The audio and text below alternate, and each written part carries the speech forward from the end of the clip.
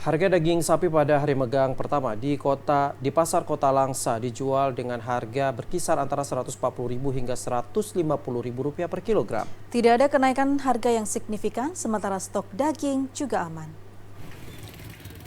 Harga daging sapi pada hari megang pertama menyambut puasa Ramadan 1444 Hijriah di pasar Kota Langsa relatif stabil. Tidak ada kenaikan harga yang signifikan. Harga daging dijual yakni berkisar antara Rp140.000 hingga dengan Rp150.000 per kilogram. Pedagang menyebutkan, pembeli pada hari megang pertama ini juga tidak terlalu ramai.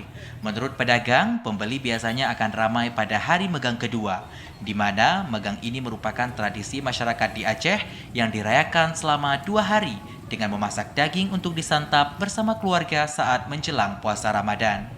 Kalau besok ya orang mau tak mau mesti beli. Karena kan kita di Langsa ini kan 2 hari megang kan. Ya.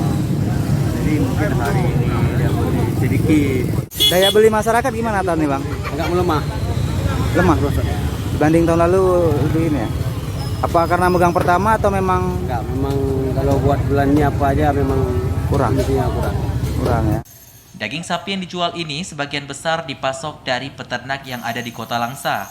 Pedagang mengaku stok daging aman dan tidak mengalami kesulitan untuk mendapatkan pasokan. Dari Langsa, Mulyadi, TVRI melaporkan.